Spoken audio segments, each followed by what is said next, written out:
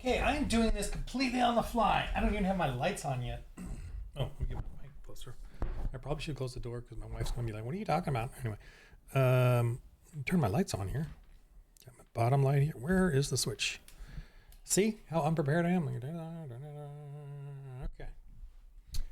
All right. I am going to make a Dark Ages Christian setting. Just show you. I am loading up two things here. See, I don't even have my thing ready. Let's see, YouTube by that one, or is the RimWorld one a little better? Let's try this one. Okay, I'm really just gonna use this to roll the dice. So the setting, the thing here is not really meant to be. Let me just put it there. Oh, let me turn the music off because I'm not using my headphones. Okay. This is very. I'm just going to turn these off. They're silly anyway. I'll leave that there for now. Get these guys out of here. Okay. I'm just going to pause that to look cool. Delete. Okay. So this is I'm pretty much done now. I got to proofread some more. I keep telling my Kickstarters all I need to do is proofread and I need to make the index. But I've actually rearranged and added some stuff during my proofread. So I need to now re-proofread and kind of reread the whole thing. But what I want to do, oh yeah, look at that. I forgot. Okay, there's a section here I got to finish. I'm trying to I'm not trying to overload info on the pages, but also I want lots of info on the pages. So let me just see. I'm doing this on the fly because that's how I roll. I don't even write scripts. I write all this, but I can't write a script for YouTube. Whatever. Okay. Here needs stuff. Okay. Let's do the whole thing. Okay. Just so I can see it. All right. But I want to go down to making a setting again. And I want to show you how to make a setting. All right. As a GM for a Christian role-playing game. And it's kind of the same as doing a regular one. It really is. Here's the major difference. If you work on regular pagan RPGs, whatever, if you wanted to make a Christian version of that RPG, it's really very simple. Here's how. I'm going to jump right to this. In here, I have something called a conversion level. I have it in a couple different places in here and then at the end, just for your convenience. So here's the conversion level, right? You could literally, here on the left, let me move myself. I want to make the screen bigger. Whatever. Okay, so the conversion level is really the essence of what the other characters would act like. And if you consider them to be inherently evil, like bandits, brigands, cult warriors, or whatever, cults you probably already have a certain level, but I would roll 2d8s and pick the lowest, right? So you can easily roll their conversion level here. I got a shortened version of this, so let me just go to the condensed version of this just to explain it even in a simple way. At the bottom here, I have some references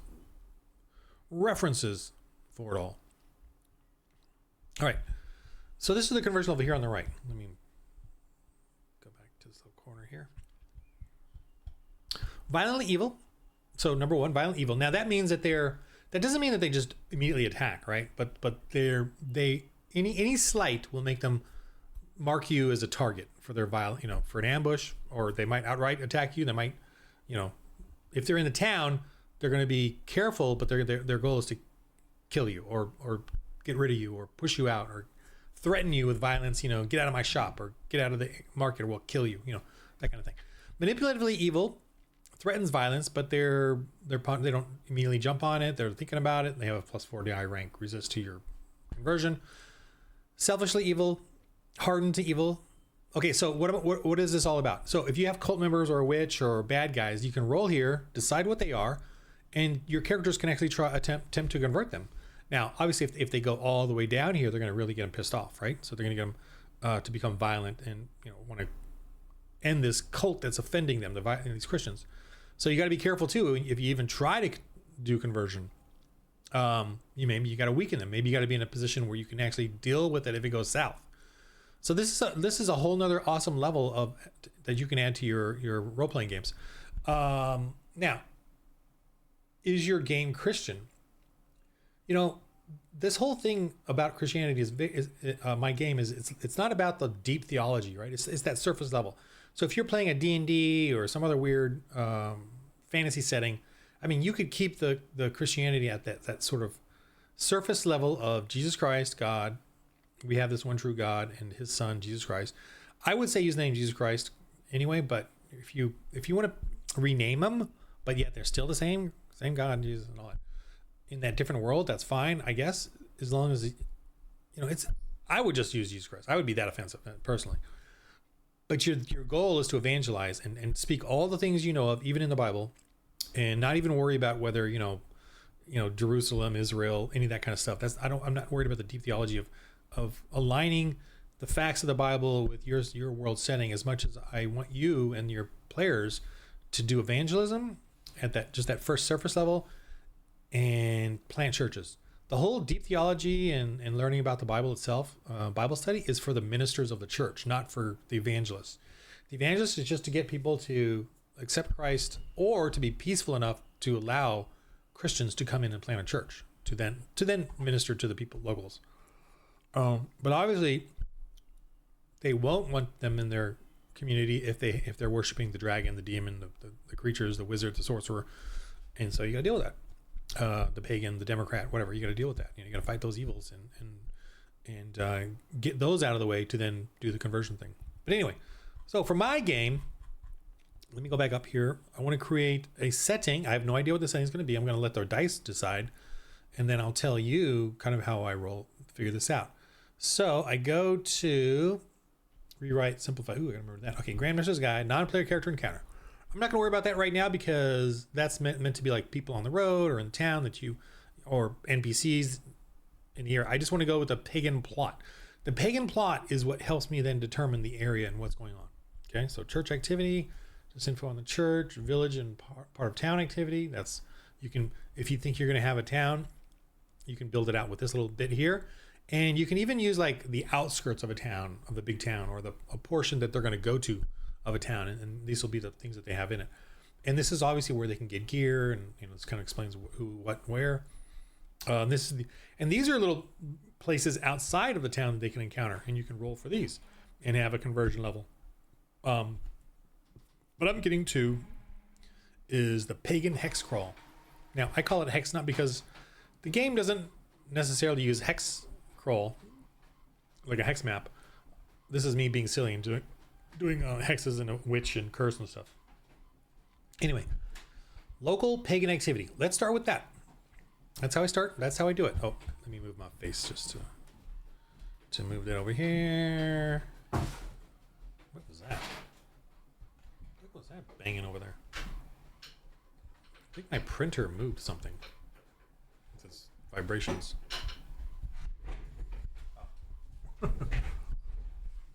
Okay.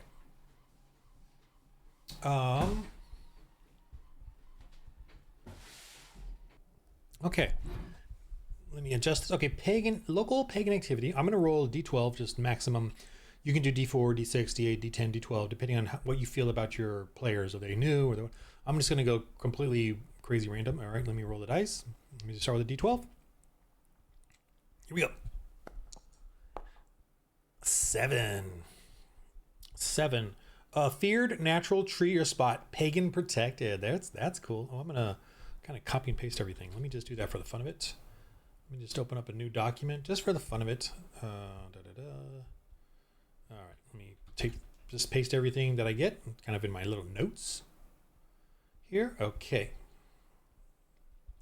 Alrighty, now let's go to pagan motive of the leader. I'm going to do D12, this kind of a full-on craziness. So this is kind of meant to be high level.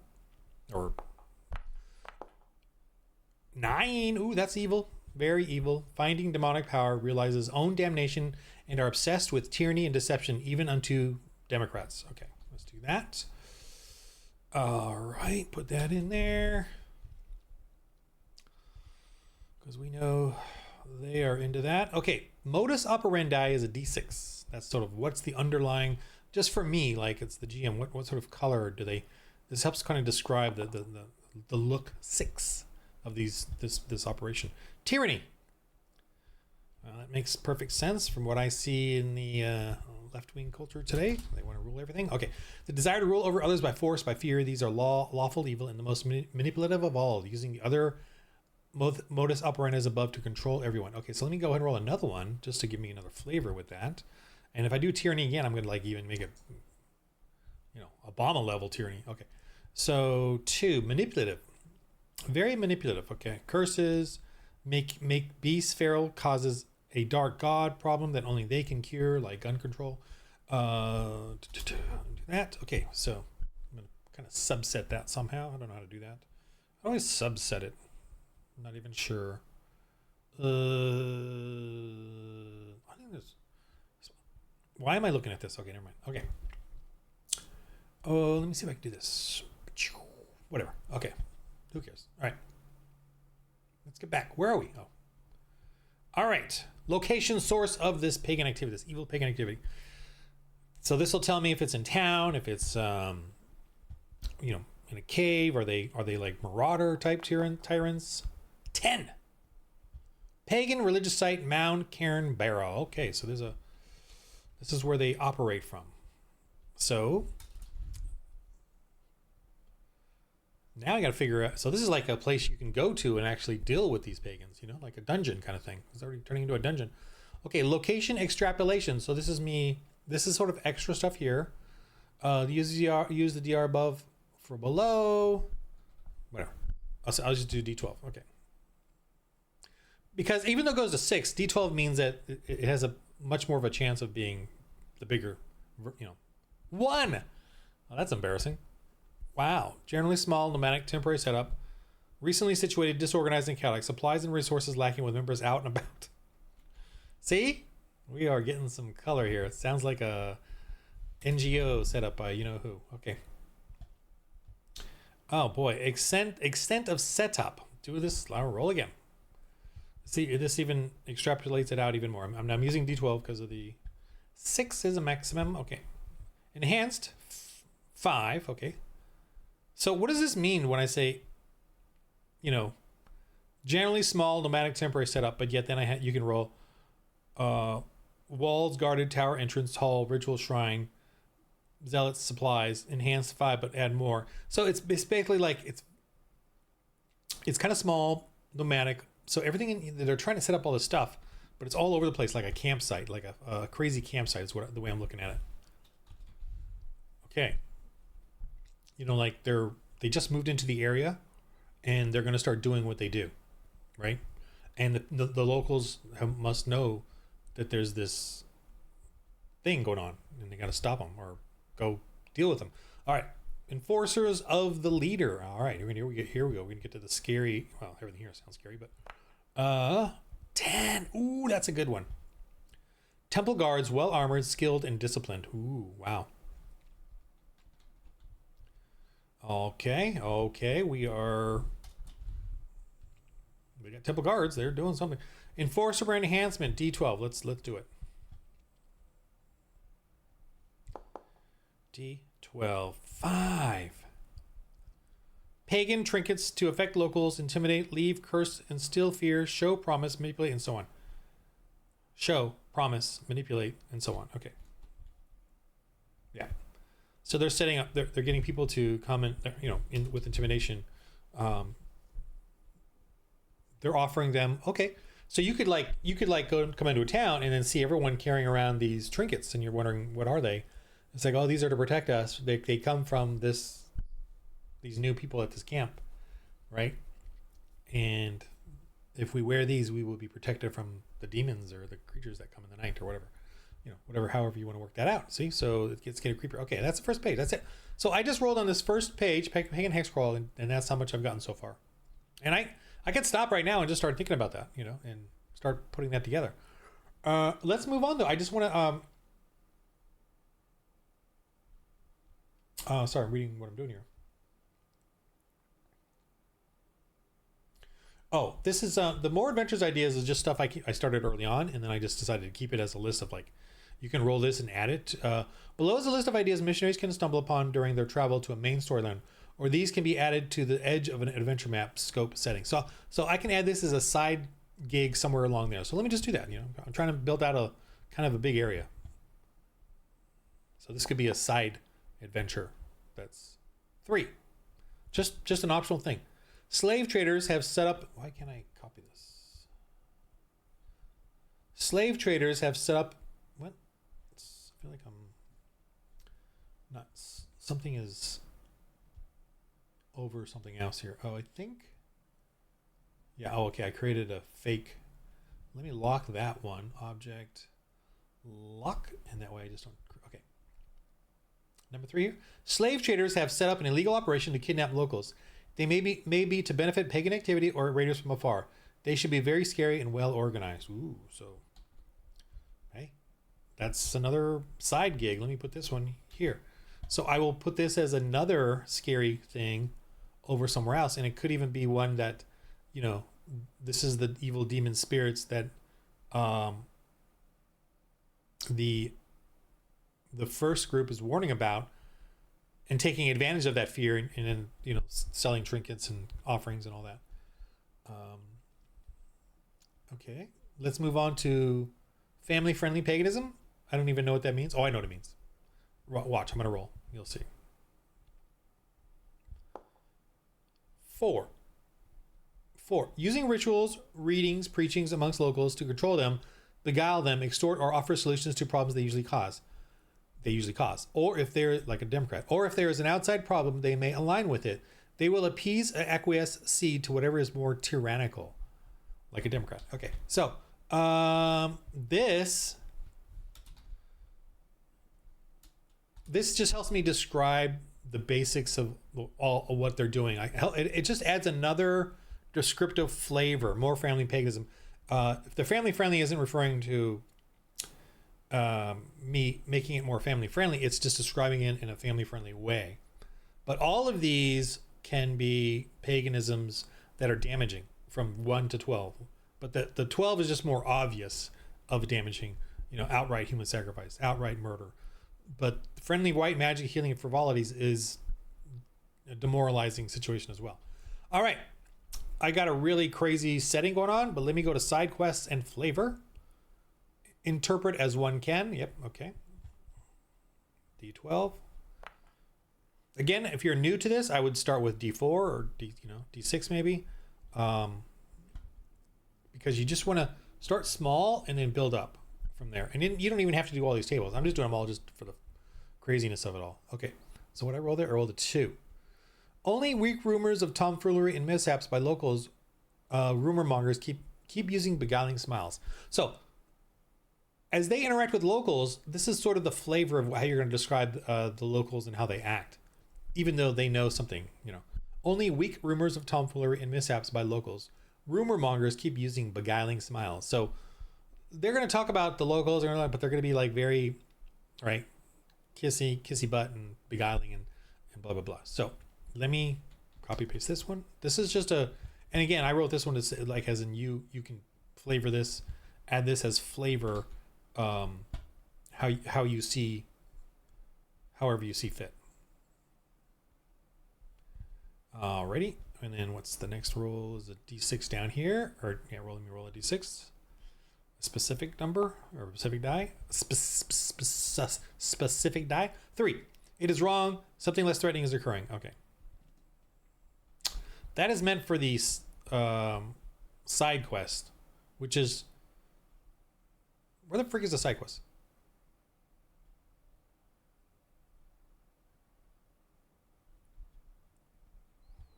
All right, I think I have 2 things happening here in a mishmash. Let me see. Side quests. Okay. Yeah, the first 2 actually should go down below, and the rest are good. So I'm gonna fix this up, but I don't think because the side quest should be actual quests. The first 2 are rumor things.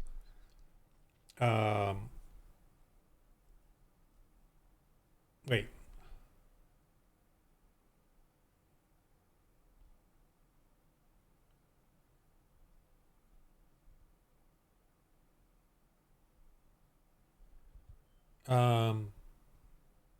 Sorry, I'm thinking on my feet. I got to fix this up a little bit. Yeah, because I'm mixing the two, and I think my mind went to between two. So I'm gonna go through that again. Let me re-roll the first one and get a higher number, just to fix it in my mind. What's going on here? Let me see if I can get a higher number. 4. Okay, 4 is better. There must be brigands afoot. Okay, so then I rolled. It is wrong. Something less threatening is occurring. Okay, so something like that. But that's the kind of stuff that the first one should be. Side quests. Like this, for instance, is kind of a side quest. The slave traders. Well, technically, it is a side quest. So I'm going to move. There are brigands afoot. So it is wrong. Something less threatening is occurring. Well, instead of saying less threatening, because I'm going to say something else is occurring. So I'm going to that way it's open to, you adding the slave traders or something else. Okay, let me do that. Yeah, I need to something else is occurring. All right, I need to fix these two. Let me put those in red just so I can remember. Fill with red. Okay, I gotta change all that. Okay, additional flavor, D12. All right, let me do that.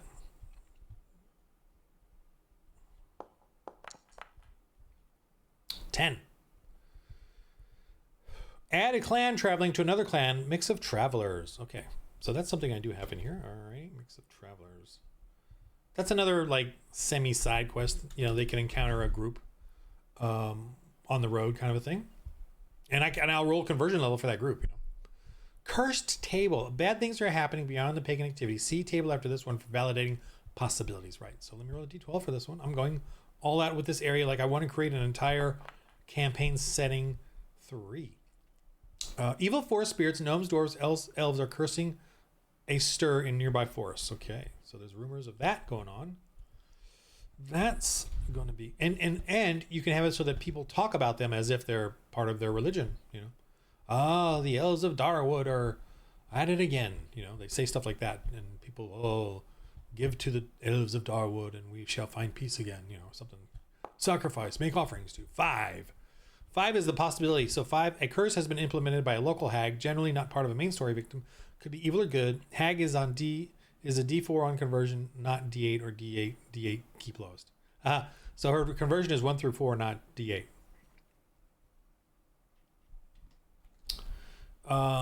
So she could be calling in evil spirits or demonic activity and causing fear and whatever in the area. She's definitely evil. Descriptive themes of paganism in the area. Okay, that's a good one. So I'm adding a bunch of different. There's a main plot. One. Local luck spirits helpers. So they consider these things, these evil forest spirits, gnomes, elves. I could pick 1 or 2 elves causing a stir in nearby forest. They consider them local luck spirits helpers. She, of course, has created a curse of demonic activity in the area. What does that mean, demonic curse? In a Christian role-playing game. She could be drugging people. She could be drugging the animals. There you go at the base level.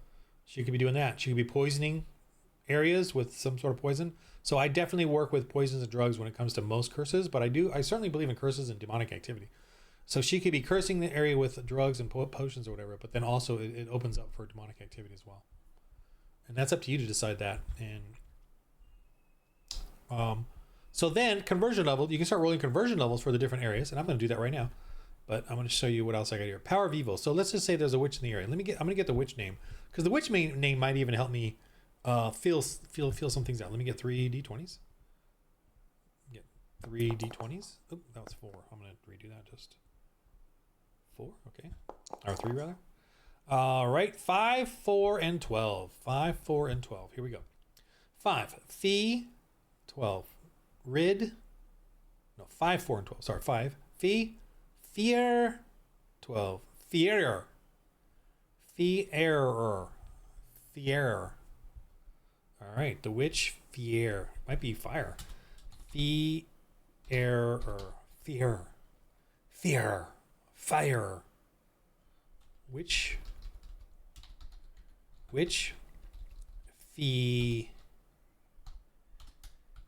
Feeder. Feeder. It's kind of cool. Which feeder? Feeder.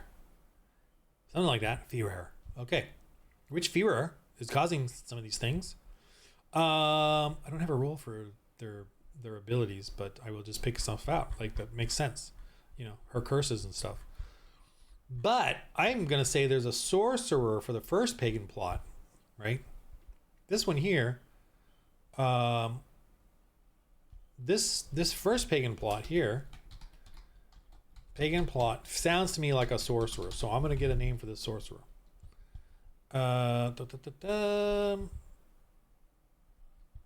Just taking off this thing here. Okay, pagan plot sorcerer.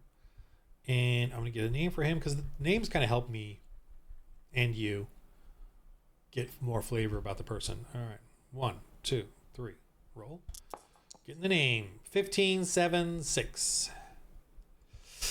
More Sithmere. More Sithmere.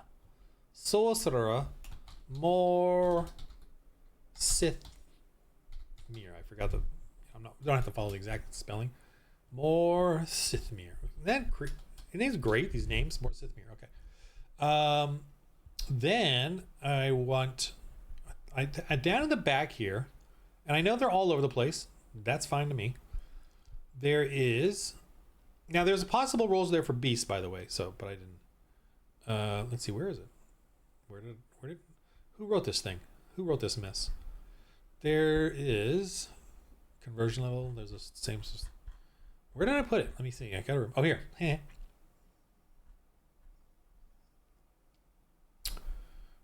What am I thinking of here? My brain just froze. I'm looking for something. What am I looking for? Not that. Not the dungeon crawl stuff, which is another thing you can build for the fun of it. Gosh, what am I? I'm thinking. I'm trying to go to something, but I forgot what it is. The sorcerer. Yeah, I don't know. Jeez. Maybe I got it all here. Feared natural tree spot. Pagan protected. Okay. So there's a natural tree that they have put a camp around. Right? Because of the temple guards, the religious side here. And they've got it a huge, like a gypsy camp. I'm going to say it's a gypsy camp. Oh, I know what I was looking for. The name. Okay, that's what I was looking for. Creating a name. It's in the back here somewhere. All right, where is it? Man, I totally did a brain freeze there. Where's the name? They're here somewhere. Trust me, I've got them here. Let's see the name. Naming the cult. Plot thickens. Where did I put the cult? Oh, it's in the campaign book. All right, let me open up that. I put it in the campaign book, boy. So extra flavor stuff in the campaign book, which is coming out too with the Kickstarter guys. In the campaign book. Whew, like, where is it? Oh, blank. At the back here, I added more fun extra stuff. More cool stuff to add for your to add story stuff. But what I want to work on is this right here, titling a cult, religion, or dreaded place. So I'm going to try to name the cult based off of what I roll here. And, let's just have fun and do it. Okay, roll a d4 for how many words, all right, that are in the cult name. And that'll also help me flavor up 4 name. Okay, 4 words. If 4, roll it 4 again. If 4 result only, add 1 more word and roll again and so on. Okay, so let's roll again. Might even be a 5th word here. Let's see. No, okay, so just 4 words. Whew. Okay, 4 words. So the way I do it is roll d6 for each chart to use. Use this guide to puzzle together the name. Okay, roll a d6 for each chart to use. Then a d20. Yeah. Then a d20. Okay. All right, I want to be a little silly here. Use at your own risk. There we go. Okay. All right. So I'm just trying to write some stuff here. Okay. I've got 4 words to work on. So I'm going to start with the two at a time, just because it's my brain can't remember all these numbers. Actually, let me do 1 at a time for the fun of it. All right, 1 at a time. We'll start with the first one.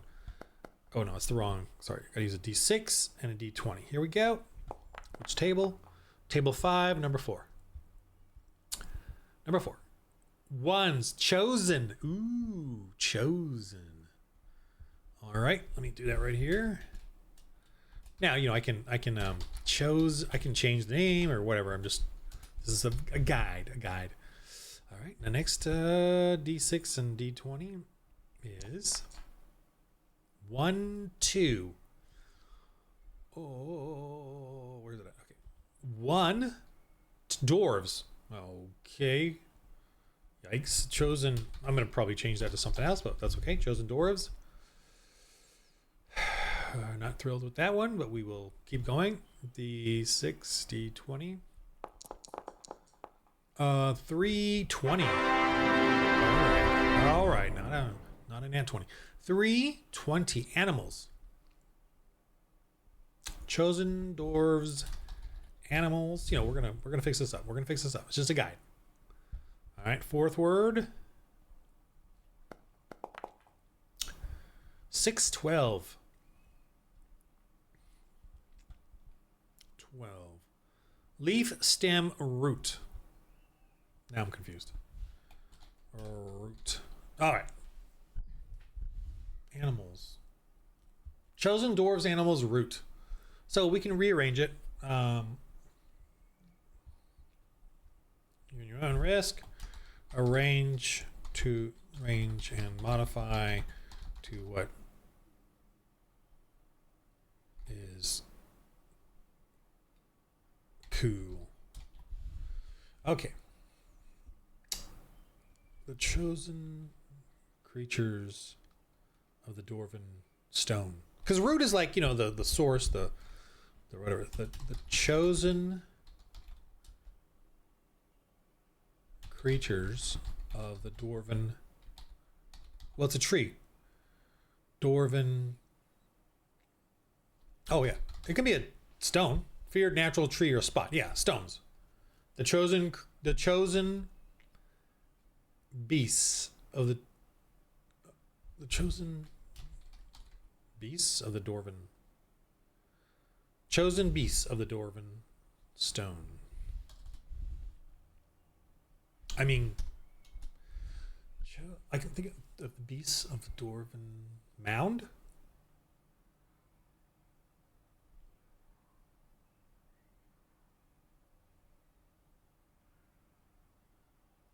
We are the chosen beasts of the Dwarven stone. Finding demonic power, realize his own damnation, and are obsessed with tyranny and deception even unto themselves. Tyranny. So the other okay, manipulative. Makes feral beasts possibly. Causes a dark god problem that they can cure. So they have come to this spot to lay claim to this stone. They are temple guards, so they have those, but they're going to have cult warriors.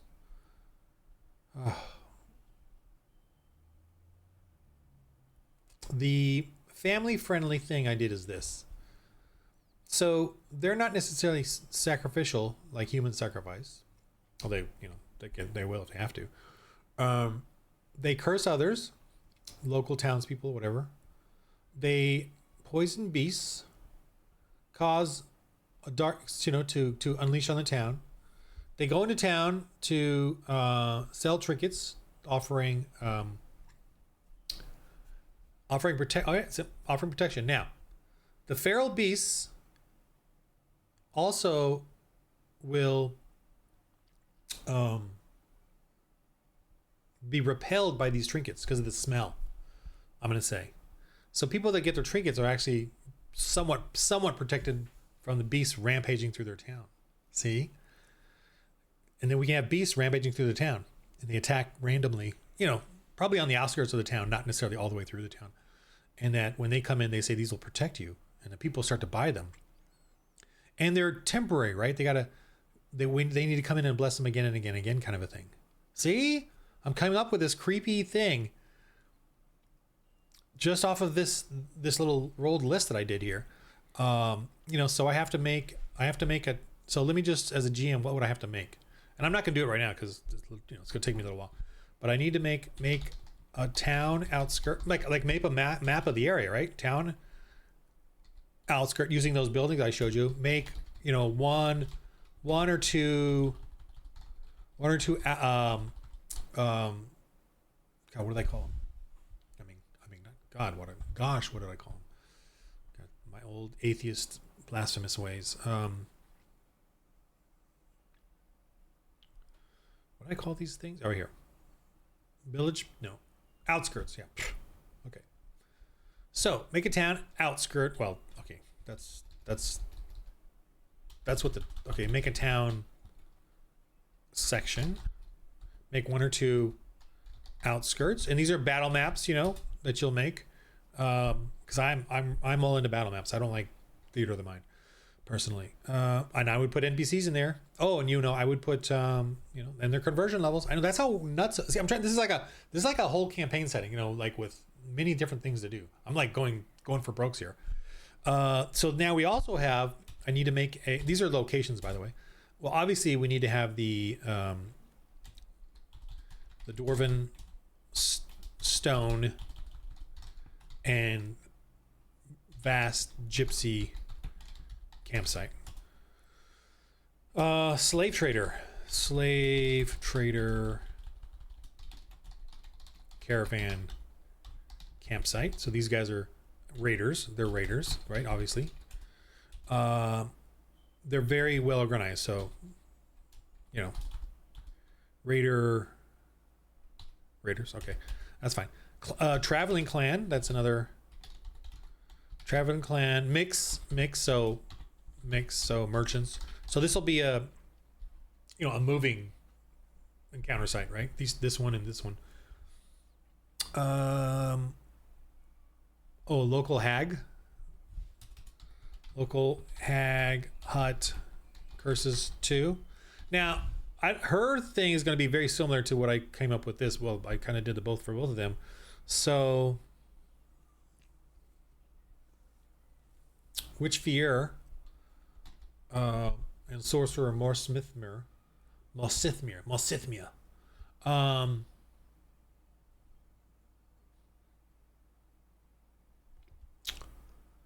trying to think what would be the difference because they're very similar at the moment. Causing okay, so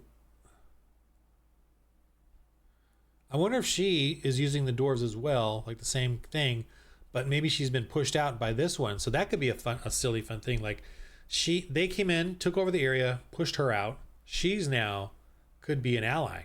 Let me roll her conversion just to see. And that conversion is going to be 2d8. Pick the lowest because she's a witch. So I'm going to, it's only a d4. Sorry. I got to redo that based on what I said there. D4. 2. I mean, she could still, conversion level 2, she could still look for someone like the Christians to go deal with that pagan plot, while so she could do that. That's totally within context here. Now, let's see. Take that off there. So this is a way for you to create your own valley with all these little plots going on and coming up with your own things. Let me do the traveling clan. I'm going to roll a d8. Now this is just sort of a generalized conversion level of the area, but obviously there's a mix of travelers, so it's more generalized. Is it more that they are pagany and evil, or more in the middle, or more a good people? So I'm going to roll that right now. That's just me an average. Could be either way. 6. Okay. So this is going to be, generally speaking, I'll probably roll a couple in there, or I might just keep it like this. Generally, so this is probably like merchants, supplies, generally good folk. Maybe they're in fear, of the things that are going on, right?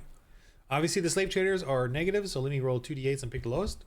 But I could roll something crazy like a Christian-y thing. 2 7s.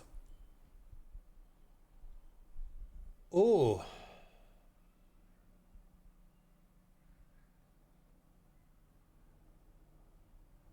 they're supposed to be really good, right? I rolled a conversion level of 2 7s. See, this is a fun challenge for me. Uh,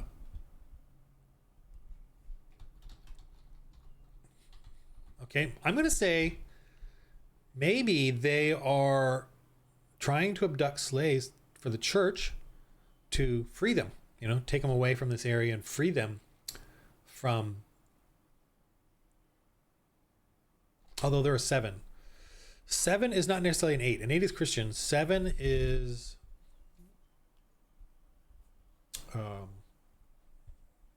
I just need to reread it because I need to be real clear on what I want to do with these guys. Considering, pondering, hopeful, emotional. I mean, maybe they're just so good at their job that they're just doing it, but they know this is wrong. They know, but they owe so much to whomever. Benefit pagan activities. Gosh. See, I'm torn here. Like, oh my gosh. But this could be such an emotional, thing that they do. I rolled 2d8s and picked the lowest. Okay. I just got to figure it out. I don't know what their story is yet, but it's something good, like something, or they're helping the pagan activity,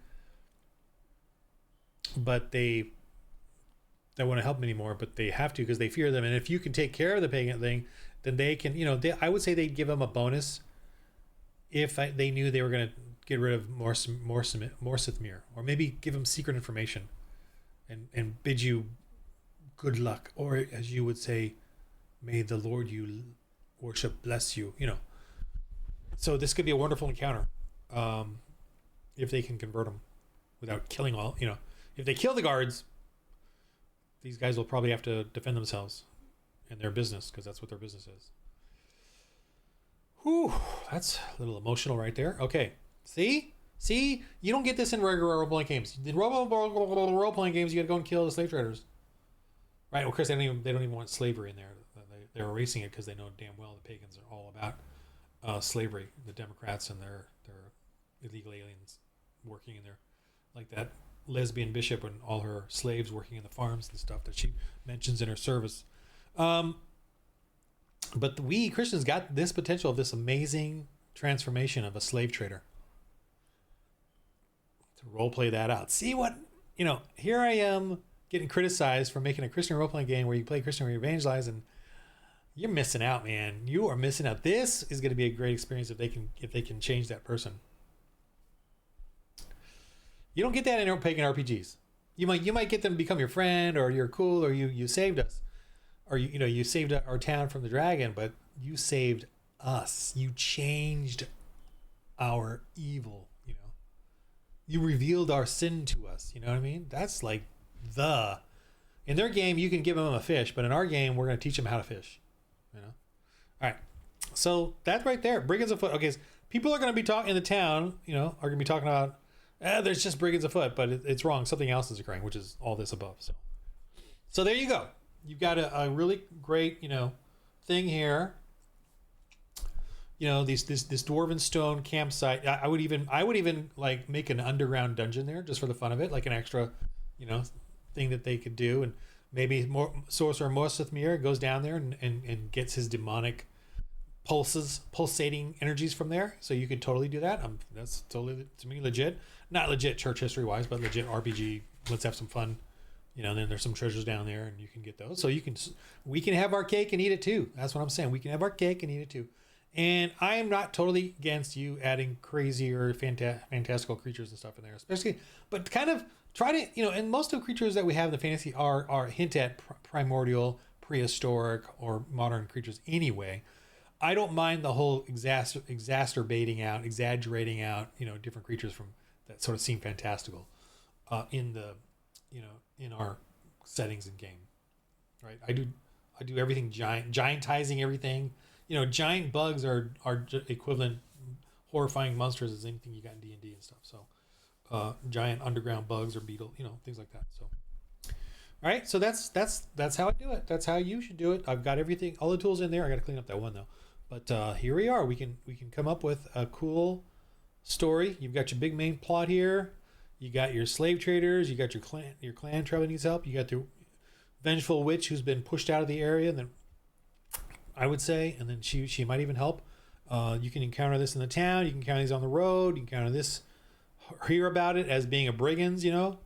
Down here in the town, people make a town section, make 1 or 2 outskirts, which is you can pop in over here. You can use my pages here in the Dark Ages to do, and you can build this out as an area in the Germanic forest if you want to keep this on Earth. Totally fine, because think about it, in the Germanic forest there was this mixture of hundreds, right? Hundreds of thousands. I don't know about thousands, but maybe 1,000 villages and towns and clans and churches being planted throughout. So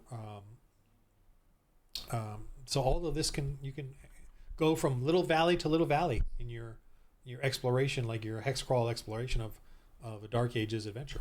All right, so that's my advice to you on role playing and how to get that done for Christians. And we need more content, folks, so please roll out a bunch of these, create little adventure books, and let me know, and I'll make sure you're doing a good job of keeping it within the realm of whatever, and then I'll sign off on it, kind of thing. All right, in the game of life, everybody, we gotta roll holy dice. Gotta roll holy dice. All right, how do I turn this off?